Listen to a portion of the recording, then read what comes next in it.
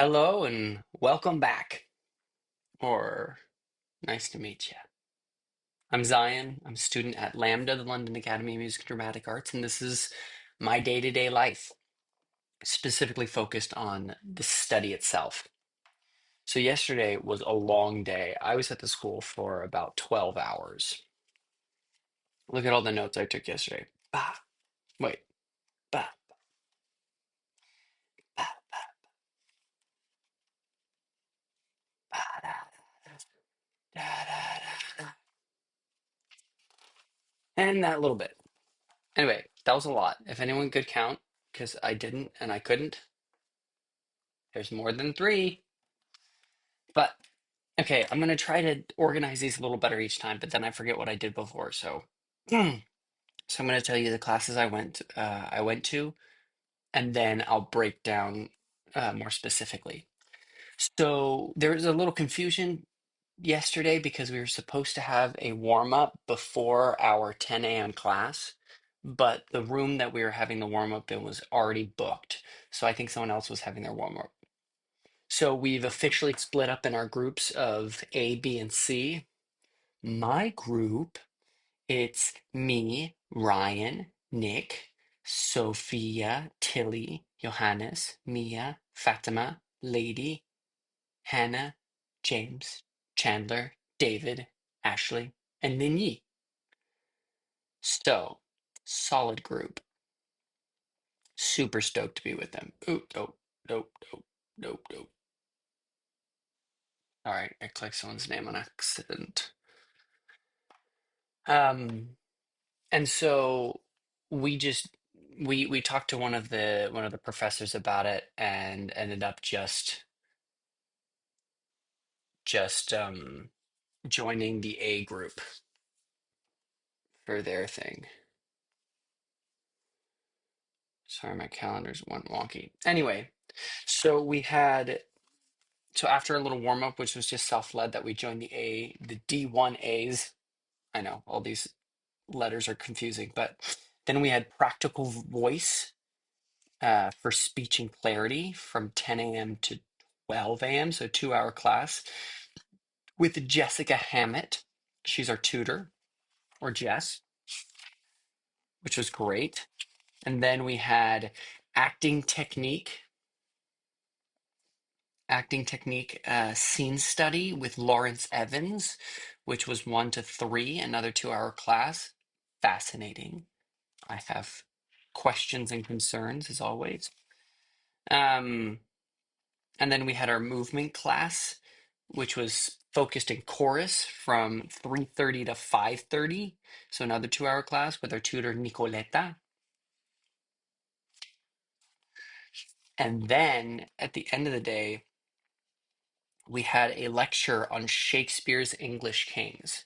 So Rodney, who used to be the course lead of the D's,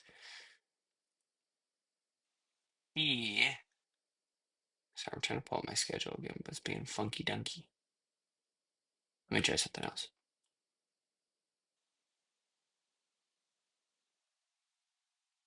Waiting, remind me, we're just trying to. Oh, it's because my phone loves to get off the Wi-Fi in my room. Like there's specific hotspots. Oh no, says it's on. And then it'll say it's on, like when I go into the settings app, but then the top right corner will just say the LTE and not. Are you sure you're online? I just checked. Anyway, it's silly. Unimportant. I'll just look at my notes. But the lecture was by Rodney Cottier. I thought it was Courtier, but it's Cottier. And he is a whiz. He's a crazy guy. He was a professional rapier duelist, sportsman. I don't even know what to call it. Um, but he also just has a robust understanding of the Kings and the royal hierarchy and drama of all the histories. And so he put up this family chart that he made himself and then broke it down for us for 3 hours about even before Richard II. Is that where it started? That I should be able to pull up on my phone. Hey, it works.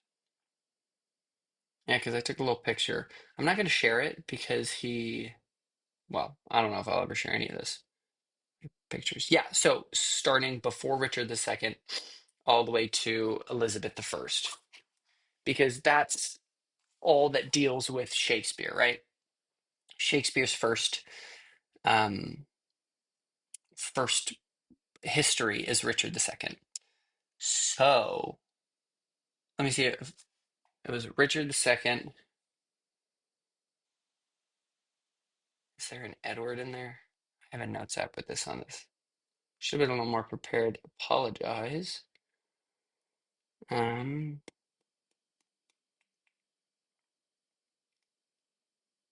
oh, there's King John too.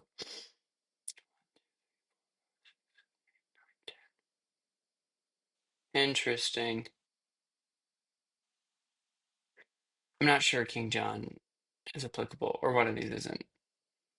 He just said there is not, whatever. So there's Henry, right? Part four, part one and two, Henry five. Then there's Henry six, part one, two, and three. Then Henry eight. Then Richard the second and Richard the third. 2, 3, 4, 5, 6, 7, 8, 9. Yeah, it's just supposed to be nine. Maybe I thought it was eight. I don't know. There was one historian who claimed that Shakespeare wrote another one. It might be King John, but but Rodney says that that's ridiculous, and if you read it, then you'll know that it's not Shakespeare. Okay, so back to first class, 10 a.m. after our warm up, we had practical voice and speech, and it was just really cool. We started with just taking roll. We got in a circle, asked names, our registrar, and we learned a little bit about Jess. She works in accents and dialects and speech. She trained at Central, which is a uni here in the UK. For the last few years, she's been working on films on a one-to-one with actors and casts. Her, we went over the syllabus and everything will be on Canvas.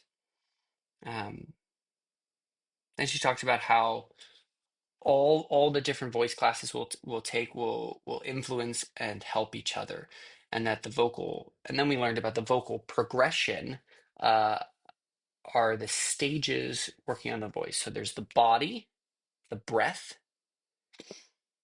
the phonation, the resonance, the range, the pitch, and the articulation.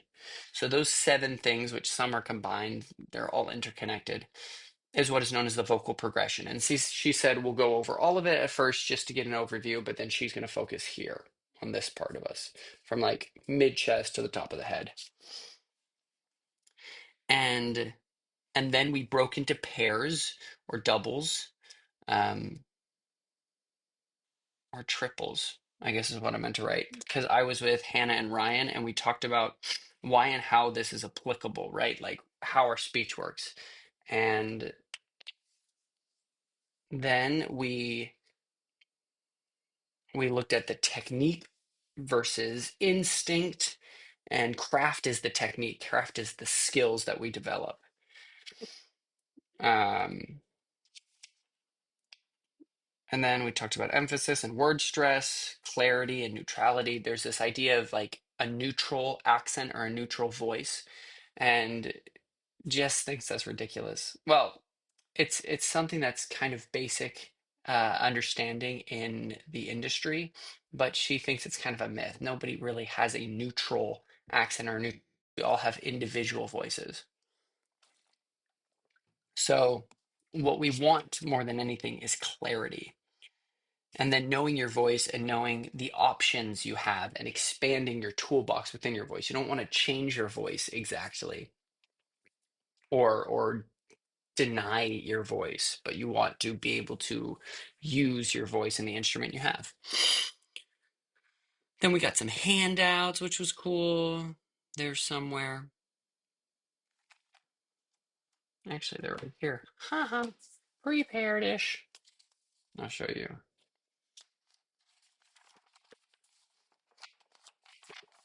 Syllabus, 2 pages.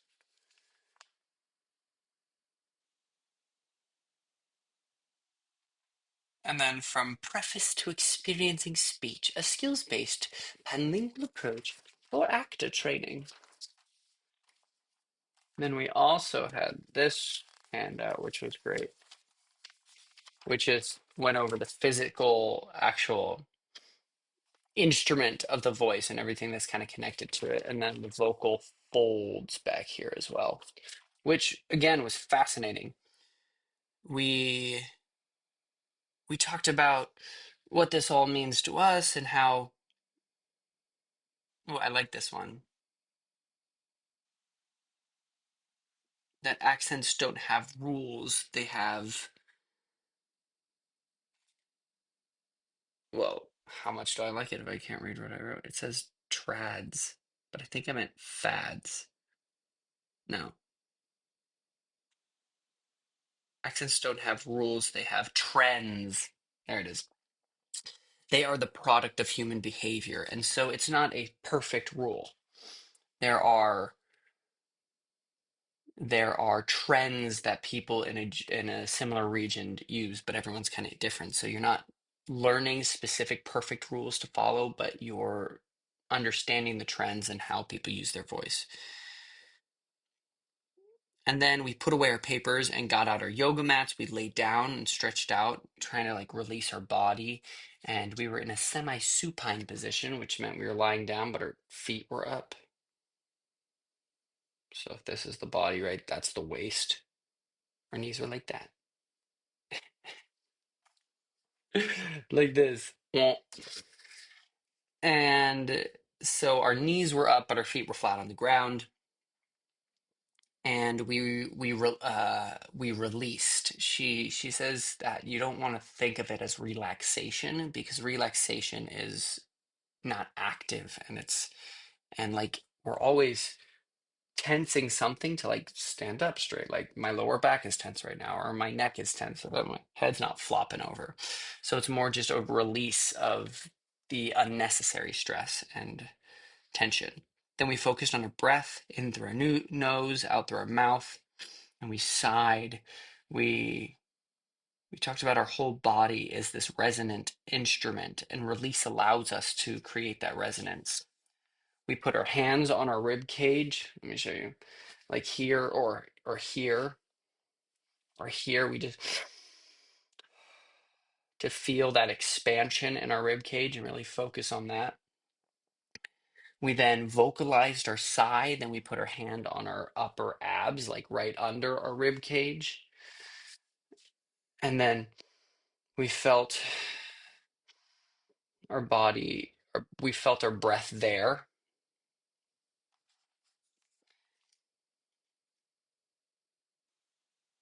And then we did like an extended, we when we put our hands on that part, we did a pant. And then we did an extended pant. Then with a vocalization. And then we added the line, fear not the heart nor the sun. Oh, so sorry. Fear not the heat of the sun. Or the sun? I don't remember. I wrote it down, but it's a Shakespeare line. But it's so impressive how well my professors just can quote Shakespeare. Rodney, insane. He was just like railing it off from all the different histories and just solid lines. But fear not the heat or the sun. And then we later added the second line, nor the furious winter's rage. We tried to do a third one, but we didn't really get it well. And had something to do with thou, thy, something, something, rage. No, rage was in the last one. I don't know. But we were just kind of focusing on using the breath and articulating these words and being very relaxed in our bodies and just listening to ourselves and speaking them clearly and speaking them naturally and just going through that process. It was cool. Wow, it's already been 15 minutes. Ha ha. And I haven't said anything. That's not true. I said half one class. Then we got to our sides and then got up and stood up slowly and comfortably. Then we walked around and paired up and talked about like our experience with that. And I was paired with Chandler. Then we sat back down and did breath to voice. We breathed through our nose. Oh, almost stuffy. Just in and out, and then we breathe through our mouth. And then we notice the difference. And the mouth is a quicker breath, right? And the nose, there's more passages and things, and it takes a little longer.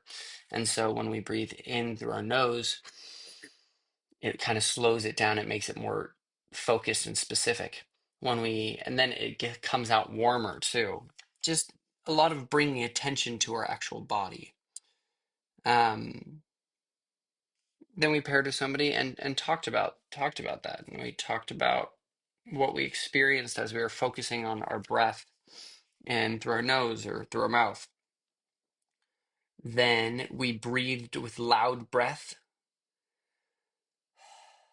like that kind of, instead of just, right? And then we identified what physically happens, that we are just adding some pressure to that vocal cord so that the air rubs between them, right? Like your vocal folds are like that. And then we did a creak, uh, like a vocal fry, and we identified what happened there. And we just didn't have enough pressure, so the folds were it's kind of like a wave, like that. So a creak kind of can even warm up your voice. But the breathy breath, the breathy breath, the breathy, the kind of like vocalized sound of that, like the whisper, can be damaging to your voice. And then within these breathy breaths or these creaky vocal fry breaths, the noisy voice is what they called it. We said things we were grateful for, and we talked with our partner. I was with Sophia.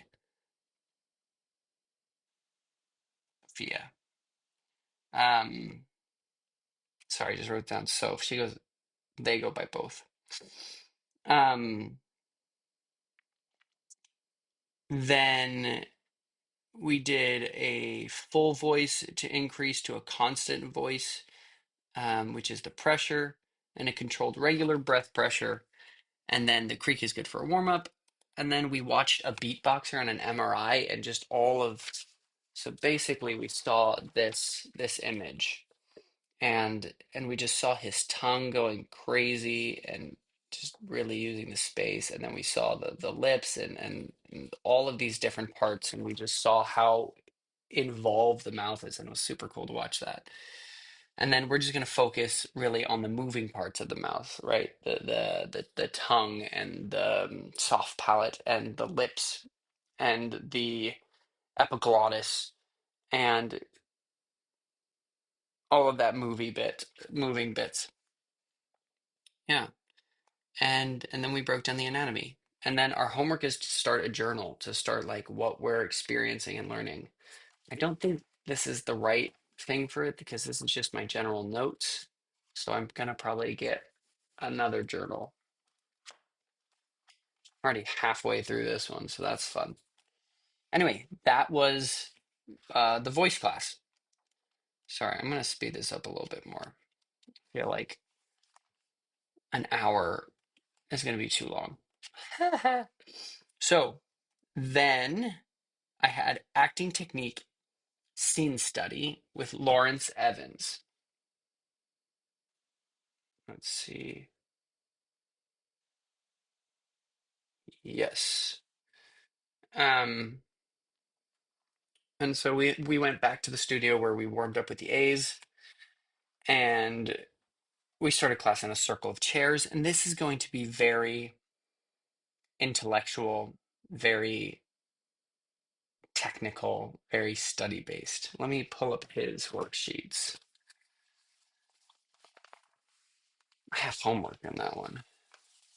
I have homework in all my classes. Woo! That's good. It's fun homework, but I'm starting to feel the amount of what I need to do. Shout out Sandridge. So, um, he says that we're going to focus on the Stanislavski Uta Hagen approach because, and then he broke down a little bit about how the current method, though it is supposed to be Stanislavski, it's not really. It's Strasbourg and Strasbourg's expression of a singular part of the Stanislavski system, but he thinks it's all silly. And also, there was a woman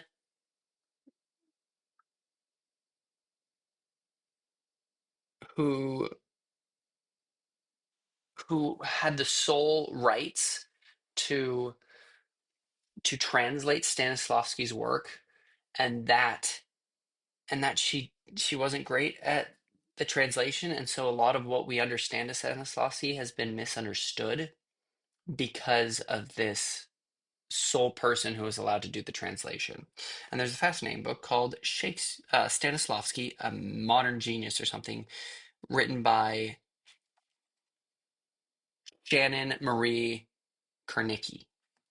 It's the second edition, and that kind of breaks down how we've kind of ruined or misunderstood Stanislavski a lot. But uh, what Lauren said is read Uta Hagen first, and then you can read Stanislavski and realize what he actually meant and where it doesn't make sense. A great example of this is the word objective that we use a ton in theater, right? It's objective. It's your goal that you're trying to reach for, right? In Russian, it's much closer to a problem to solve rather than a thing to achieve. And so it's just little things like that that kind of loses it. Lawrence is a very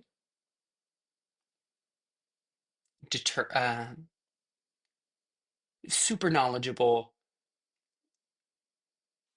but a zealot of his own ways, I might say.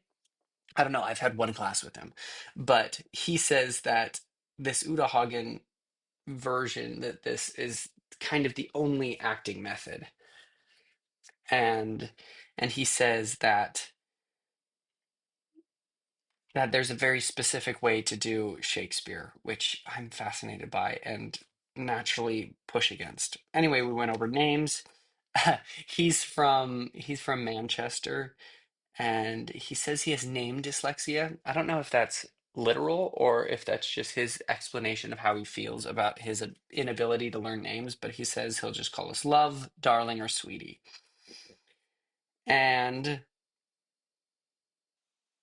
And yeah, he says we want to gain and look at a toolbox to become Shakespeare detectives, which is fun. And that Shakespeare, it's fascinating. Shakespeare wasn't a stickler for his plays and everything because he didn't oversee the whole process of everything written down. He didn't even publish his plays officially. The folio wasn't published until after he had passed away. Right, so the first folio was published in 1623, and he died in like 1617. So, but what he did care a ton about very specifically was all of the sonnets, which was interesting. Um, and he wrote for actors. Don't be scared of this, he said, because he wrote specifically for actors, and all of his punctuation, all of the way he wrote was to show an actor how to deliver the lines and what's the point, right? Um, And as an Elizabethan Jacobean, he wrote in rhetoric, which I don't totally understand what that means yet. But he says that through this class I will be able to be independent, meaning that if I get a bad director or someone who doesn't understand the text or whatever, I can understand it myself and be independent and strong in my own understanding. But the main thing is to make sense of the words. You don't want to stress ands and buts, which is a very modern thing to do, but, and, right? But that say the important words and it will work every time. I'm skeptical of that, but I hope to be enlightened. Then he said, this is all about love of it, right? Love Shakespeare, and it's like dance. Anyone can dance, right? If you can walk, you can dance. Even if you can't walk, you can still dance, right? And so because we are people and we can understand, we can read, we can do Shakespeare. So we picked up some slides and these worksheets, slide sides. We have a little snippet of Twelfth Night with Olivia and Viola, which we're going to focus on maybe for the whole 5 weeks that we're working with him. And then we have the character analysis questions that he follows. This is an adaptation of Uta Hawkins' questions, but basically the same with some variation and some split up. So, right, who am I? Where am I? When is it? What are the given circumstances? What do I want? Why do I want it? How do I get what I want? What stands in my way? What happens if I don't get it now? So the stakes. And what is the super objective of the character? Then we got these little sides and this workshop. This is the stuff. This is the be smart stuff. So then we talked about how prose is, we think of it as a more natural speech, but it's not, because in general, English is done in verse. We typically speak in 10 syllables. Apparently, the French use Alexander and they speak in 12 syllables normally. But verse is just a clarified natural way of speaking, which is hard for me to understand. But prose, whereas it's not iambic pentameter, it's not da-dun, da-dun, da-dun, da-dun, 10 syllables in each line. That's much more complex and not natural. Um, and then we learned about just the technicality of things, right? An overstuffed line is a line that has more than 10 syllables, and we have to see if there is a line that is overstuffed, has more than 10 syllables, can we make it fit the iambic pentameter? Well, I guess that's just the pentameter, right? Pentameter, pent 5. Iambic, iam is the foot, and penta is 5. So the foot has two parts, bottom. So there's 5 feet, penta, 10. So he gave us the example that, right, I put on my coat and went to the shops. I put on my coat and went to the shops. That's pretty natural, 10 syllables. Then there is, I was going to walk but got the tram instead. That's 11. It's overstuffed and there's no easy way to kind of mix with that. Then he said, I came to rehearsal today on the bus. That's 11, but we can make that one 10 by saying today as one syllable instead of today. So I came to rehearsals today on the bus. I came to rehearsals. I came to rehearsals today on the bus. Dudes, I don't even know. Then we broke down what is a feminine ending, and he said, recognize that this isn't super important to know. All you're going to do is read the script. It doesn't matter if you're on a feminine ending or a trochee, or all these different things. Just read the thing. So a feminine ending is a line of a verse that ends on an unstressed syllable, making it a weak ending because it should be da da da da da da da da da da. Right? That last one should be stressed. But if there's an 11th, sometimes it's da da da da da da. Yeah. Um, we learned about a trochee. A trochee, Trochee, is a stressed then unstressed syllable. So instead of going dee-dum, dee-dum, dee-dum, it's dum-dee, dum-dee. An example is the first line of Richard III. Now is the winter of our discontent. So it's not now is the winter of our discontent. It's now is the winter of our discontent. And then we learned about enjammed lines, and an enjammed line is a line that doesn't end in punctuation, and that's specific and purposeful because it shows that you're thinking and your thoughts are unorganized and there's emotion put into it. So we for example saw read about Titania's line. Once again, I don't know Shakespeare super well, so I recognize the character. I want to say it's from Midsummer, but I could totally be wrong. And the little speech is, "Then I must be thy lady, but I know," end of line, no punctuation, "when thou hast stolen away from fairyland and jammed, and in the shape of Corin sat all day and jammed, playing on pipes of corn, comma, and versing love and jammed, to amorous Phillida," period. And then if there's a period in the middle of a thought, that's a caesura, which is when a thought finishes halfway through the line. Um,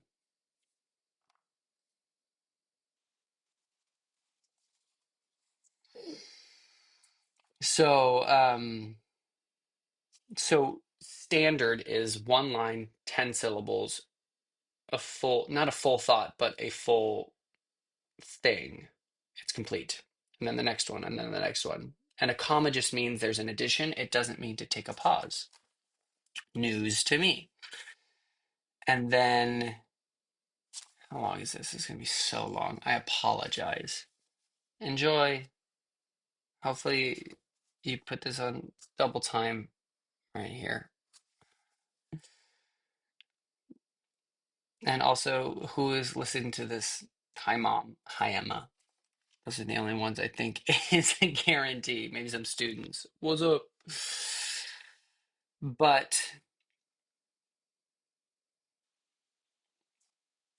But then, we went over all the logistics of this, and and and yeah, and then a spondee, Spondee, is two stress syllables in an iambic foot, meaning two syllables in iambic foot, and then it's they're both stressed. So his example is, so that was an accident. Ignore that. Maybe I should turn off the reactions. Um, Two, what jealous Oberon? What jealous Oberon? That's not a full thing, but what jealous Oberon? And then a lot of the time with that, that indicates a pause for the D, depending on if it has 10 syllables or not, right? Enjamment is enjambment, but it's French. It means to step over, so that's why it's not a finished thought. And then we asked a bunch of questions and we're all confused. And David's like me, and he's like, it's hard when like there's a specific way to do something and there's not room for interpretation. And I think I'm misunderstanding that because he did say that actors will bring different things to it. So we shall see. Then we all read this one line from from something. It was Beatrice's line, and it's in prose. And he talks about hitting all the consonants. And I'm gonna kind of zoom through this a little bit, but it's like that. If I, um, oh God, that I were a man, I would eat his heart in the marketplace. And I thought about that line, um, in the general way how I feel with like the Lord's name in vain in this sense is I think that's in Shakespeare's time a lot, most of the time, if not all of the time, it's a genuine prayer. And so I don't see that as taking the Lord's name in vain. But I did feel a little uncomfortable with that. So I didn't want to put things off, and I wasn't sure. Anyway, but we all said that, and we focused on our own natural heart voice, he calls it, which is the natural way we spoke from our childhood, right? We have someone from Texas who leaned into their Southern a little bit. We have someone from China. We have someone from Tennessee and from Essex and from London. And he said something interesting that articulate not articulation, but diction and dropping syllables isn't an accent. That is just your like you can still have your accent, the way you pronounce things without dropping. And so then we didn't go over this because we all had a bunch of questions. And it's fascinating because I'm going all over this, writing a bunch of this down. We just talked about things he didn't like and interesting things like that. For example, um, like the Andrew Scott Hamlet, he said is appalling. It's an appalling piece of acting in Shakespeare. His direct quote, um, he said he got through 38 minutes of it before he turned it off. And he just said, do the effing script and do the effing character. He said, I won't say that. It's a little crude.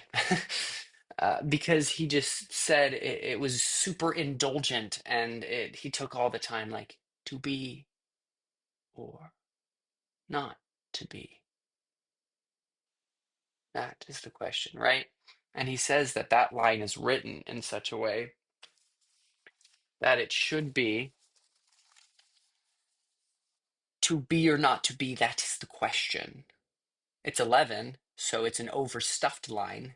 There's also understuffed lines, of course, because to be or not to be, wait, to be or not to be, that is the question, right? 11. But that's purposeful because it adds that conflict and the misunderstanding. And he said to add all these pauses and stuff minimizes the script. And I liked Andrew Scott's performance in Hamlet. And then he talked about the West End production of Importance of Being Earnest. And he said it was all style over substance and that it's all about the physical comedy and not the biting words and social critique that Oliver Wilde intended, and it was rubbish and don't go see it. And so I eventually I asked him like who is someone he thinks is a good actor. And he said watch Judi Dench. Which honestly, most of my knowledge and information about Judi Dench is from James Bond,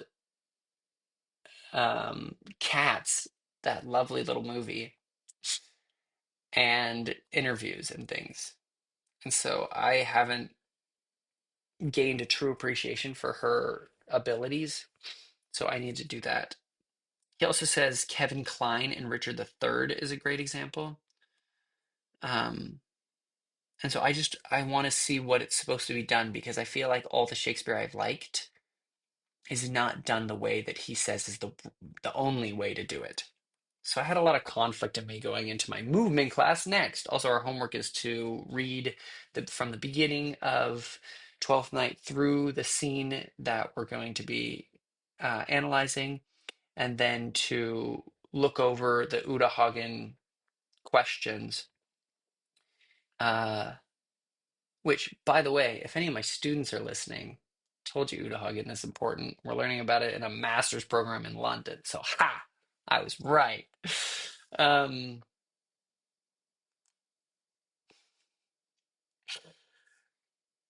so, and then review the questions for both Olivia and Viola. I don't know if it's I did a play. I did Shakespeare in Love, and we emphasized that it's Viola, Viola, Viola, and so that's in my head. But everyone says Viola, so I don't know anything, which has been a realization as of yesterday. Oh my goodness, I'm at 40 minutes. Let's keep going. So then my third class was our movement, and Nicoletta, our Italian head of discipline in movement, was there. And I was just, I wasn't really in it, which stunk. We sat in a circle, we talked about expectations. Stamina will be a very, very important thing that's required. Um, Moving forward, we will not be talking much. It will be mostly movement. I'm going to struggle to write things down because I'll only be able to write them down like during breaks. And so we'll see. But, um, if you need water to get up and get it, same with if you need to go to the bathroom. But if you like need to leave the building or anything, communicate your needs, stay engaged and connected with the group. If you don't need to leave, don't. So I just am planning on not leaving. I'll wait for breaks. She says, pace yourself, pay attention to yourself and your own needs, your own body. Then we learn to check in, to be able to enter the space. And so we start in a circle. We step out of the circle, just like, you know, and then we all step in it together as an ensemble. Because the point of this class, it's movement chorus. So it's like ensemble movement being a single group. And then we played a little game in which we walked around and then we noticed each other. And then we would stop and start in a new direction. And then the next time when we started, we would add a sound to it and a direction and then a gesture. Then we tried to breathe and sync that up with our movements. And then we did the infamous starting together, stopping together. And we did okay. And then we moved in curves, and there was like big curves and medium curves and little curves and like how our body could feel. We identified, oh, the moving of the curves was a little later, but we identified the front side of our body and we touched that, right? Where is the axis that divides our body? Not necessarily our spine. We did do a focus on like feeling our spine from the top of our head to like the bottom of our coccyx and just like walked around and felt the spine. And then the different sides. We have the front and the side and the back. And so then we kind of like try to lead out with that. How do you lead or how do you move from your front or from your back? And how do you do it without just like walking backwards, right? And we kind of just explored that in physical space. And then we kind of just would start following that and then create a character of sorts. It wasn't exactly like a character, but it was a character of movement in which it was all making sense. And sometimes there was vocalization involved, and mostly there was vocalization involved. And then we did the curves, and then we explored sound and space with our sides. And then we sat down and we talked about the course. And it's called chorus movement because it's ensemble. It's like a Greek chorus, how we're trying to be one and convey a singular story or be united. Everything's on canvas, and all of this is not super important for you. It's just like technical stuff about how I'll be assessed. But in general, there's two grades in this class. There are um, there's the process grade and then there's the performance grade. Process grade is just based on our experience and as we're learning and doing things. And she said they can be quite different, right? Maybe you're just highly skilled and so your performances are great, but you're not putting in the work during the process, so your process grade will struggle. And if there's anything specific, she'll talk about it. Okay. Then our homework is to come prepared to talk about a ritual that is part of our culture or our family that is based in a body connection, which is exciting. I was thinking about it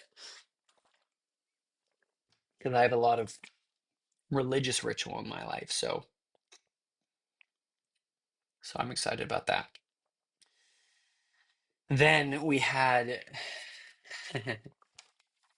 we had from here 2, 3, 4, 5, 6, 7, 8, 9. 9 pages of notes about the kings. I'm not going to break this down because it was a literal 3-hour lecture, but the idea is there is that the histories are all propaganda for Elizabeth Tudor, who was Elizabeth the First. And it's all about showing how the opposing side to the throne, the Yorks, those who were the Dukes of York, and that lineage was all evil and wrong and stupid. And so people betrayed each other. Everyone was going crazy. Let me see if I can see who the other house was. The House of Lancaster. So the House of Lancaster is the line that Elizabeth comes from. So she's directly from the Henrys. That's right. Oh, did I say it started with Richard the Second? I meant it started with Edmund the Second. Oh, I got like a dot on my eye. What? That's just a reflection. Anyway, so from Edmund the Second, I'll give you just not so you can see detail because this isn't my information to share, but that's his chart. Isn't that crazy? And he broke it all down, like every single person on there, with detail and how they died and when they died and where they died. But basically, so Edward was, I'll talk about important things. Okay. In France, women can't secede and they can't uh, be the sovereign queen, right? In England, you can. That's important because England and France fight over this. They go to war because of that. The 100-Year War is started because one of the women, one of the queens who they locked up had right to the French throne. But then whenever there's a current king, we have an heir apparent who he or she is the one who will succeed when the current king or queen dies.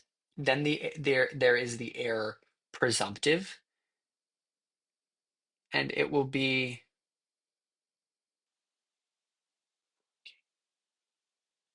oh, who will be the king or queen before the king has a son, before the king or queen has a son, right? Because the process is sons first, and then if you go through that entire line downwards, then you go to the brothers of the king. Then they would take the position.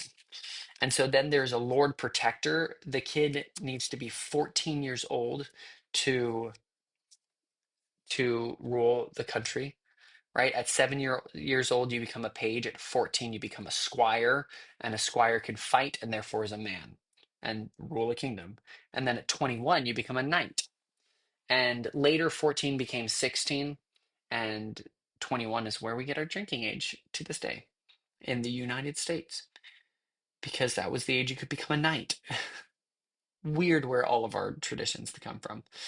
But then the Lord Protector is someone who is made ruler while the king is coming of age, or queen.